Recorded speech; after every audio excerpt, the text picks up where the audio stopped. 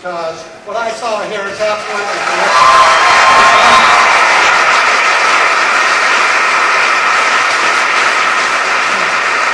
So, thank Rich here and the entire band once again for getting us off to such a rousing start. Thank you so much.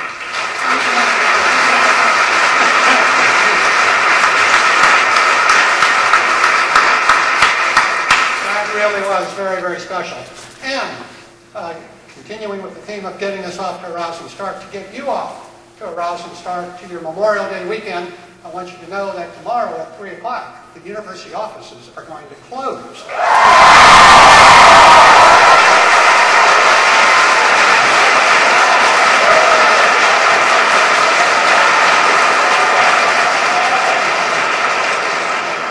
I have to tell you, I wanted to make that announcement, not only because you deserve it, but I thought if I said that at the front end, you might listen to me.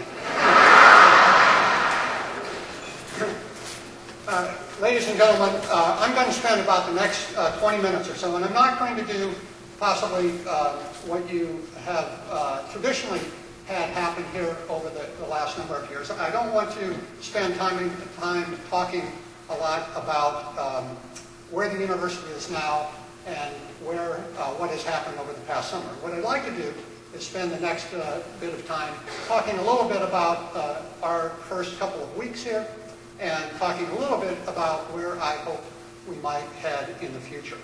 So over the past couple of months, let me tell you this, over the past month, I have been warmly received by so many of you. I've been warmly received by members of the Stephenville community, from our colleagues at the Regents meeting that I had the pleasure to attend on my very first official day, from the parents of the sons and daughters that have moved in to our residence halls, from alumni and friends of the Tarleton family.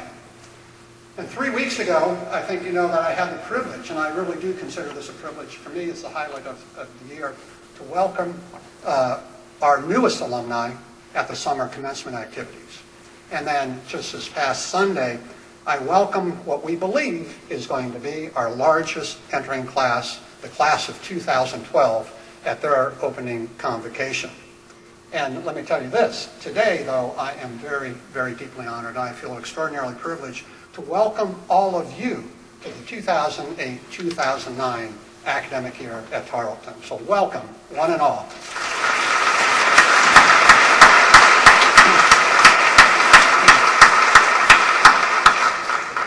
I know a lot of you have seen me at different events because I've been at convocation and the like. I don't know if you all have had the opportunity to meet my wife. I'd like, Lisette, if you would please stand so people know who you are and they have the opportunity.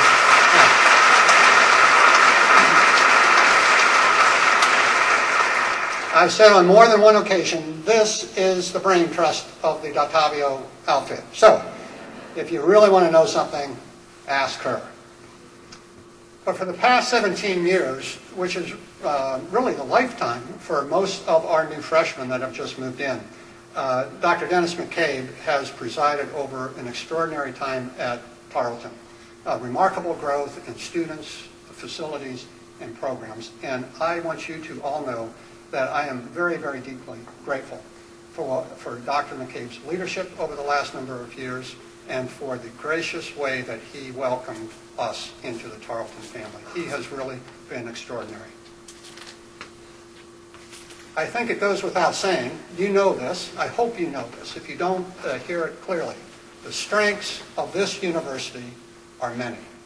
Let me say that again. The strengths of this university are many. I came to Tarleton because of our focus on students and our extraordinary record of teaching. I came to Tarleton, too, because of our commitment to research, which creates change in the world. And I came to Tarleton because of the great tradition of service we have to the state and beyond. But most of all, I came to Tarleton because of its people. Passionate and dedicated you are, passionate to what Tarleton is, and I think importantly, to what it can be. This is a place of uncommon spirit. You just saw that here, a place of uncommon spirit. Not, I might add, not uncommon, but also, not only uncommon, but also highly original. I venture to say there is no other place on the face of the earth that has an Oscar P and a purple poo.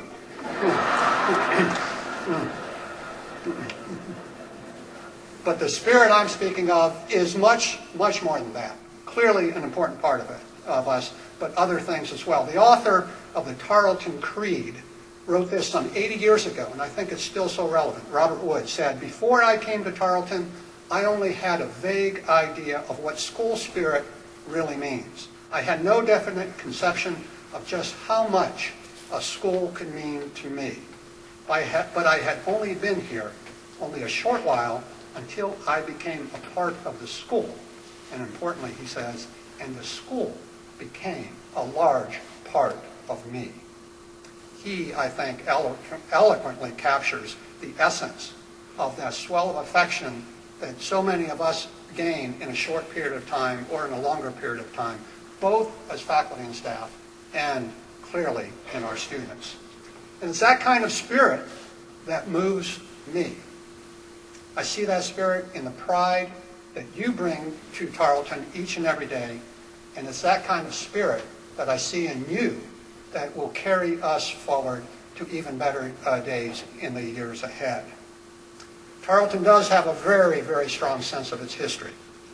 The campus is dotted with some wonderful, wonderful landmarks, and I can say this as a newbie, thank heavens, because Jeannie has told me, go to the cannon and turn right. Just park at the water tower, you'll be fine. Or turn left is at the smokestack. Park at the smokestack, not the water tower, right? Yeah, well, at the water tower, boy, I'd be out there by myself, wouldn't I? Yeah, I really would. Well, Tarleton's long and rich history is a bridge. I consider it a bridge. It's not a barrier. That very same spirit that inspired a farmer and a rancher to start a college, that spirit changed Tarleton College into Tarleton State University. And it's that spirit, I believe, that will propel us forward. Well, you're probably saying, I expect some of you saying, well, he sounds like a president, talking about our spirit and our pride. But you probably are also thinking, well, he's just been here a month. What does he really know about this place? And what does he know, for that matter, about being a Texan? And I can tell you this, as my wife and I have traveled from Houston to Fort Worth and from Goldthwaite to West, and all places in between, we've said more than one time, we're not in Ohio anymore. You know, think about, here's a guy coming from a little still town and a rodeo team, a bass club, and a meat judging team. My goodness. And I must say, we should all be very proud of those things because they have done extraordinarily well. To have a nationally ranked collegiate rodeo team, a meat judging team, those are wonderful accomplishments. I have to admit, though, I am still learning about this cowboy culture. It's one of those things that I think has to grow on you a little bit. The other day, Lisette took my mother up to Fort Worth to watch I can't remember what it's called, the cattle drive. The cattle drive. And I was telling some people about what a great time she had up here at the cattle drive. And I said to them, because I was talking about a Tarleton graduate who's responsible for that, and I said, and this Tarleton grad was shushing the cows down the highway. Well, I've come to understand that shushing is not what a cowboy does.